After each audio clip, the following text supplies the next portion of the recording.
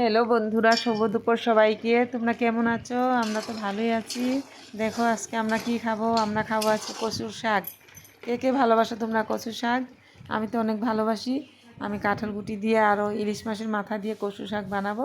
তার জন্য দেখো এই যে আদা, কাঁচা লঙ্কা, তারপর অল্প নারিকেল দিয়ে আমি বানাবো, আর নারিকেলও দিব। তারপর দেখো তোমরা তো দেখলে আমি কচুটাকে ভাপ দিয়ে নিলাম। ভাপ দিয়ে নেওয়ার পর আমি এখন কড়াই বসিয়ে আমি কড়াইতে তেল দিয়ে দিলাম। তেল দেওয়ার পর আমার কড়াইয়ের তেলটা গরম হয়ে গেল। তারপর আমি দিয়ে দিলাম দুটো তেজপাতা আর 2 টুকরা কাঁচা লঙ্কা। এখন আমি সম্বাসে দিয়ে দিলাম। তারপর আমি এখানে দিয়ে দিব আদা কুচি। তারপর আমি দিয়ে দিলাম নারকেল।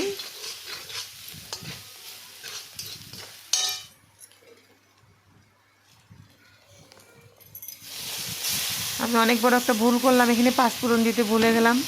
যাই হোক, আমি এটা কোনো ব্যবস্থা করে দিব। আর এখন আমি দিয়ে দিলাম ভাপ দিয়ে রাখা কচু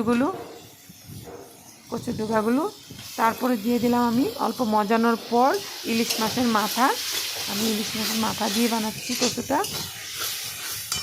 তারপর দেখো আমি লাড়তে আমি এখন এটা পুরো জলটা শুকাবো। আর এখানে দিয়ে দিলাম আমি লবণ হলুদ দেওয়ার পর আমি এটা খুব লাড়তে থাকবো। লাড়তে পুরো জলটা শুকিয়ে যাওয়ার পর, যখন একদম শুকিয়ে যাবে, তারপরেই আমার কচুটা রান্না হবে। না হলে গলায় না ধরার জন্যই এটা ভালো করে ভাজতে হয়। আমি এখন আবার দিয়ে দিলাম অল্প কাঁচা লঙ্কা।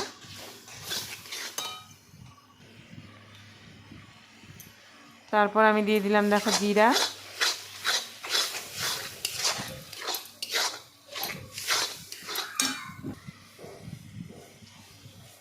আমি একদম সবার শেষে দিয়ে দিলাম অল্প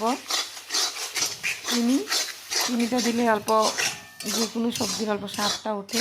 আর কচু শাক অল্প মিষ্টি হতে হয় তার জন্য আমি দিয়ে দিলাম অল্প চিনি।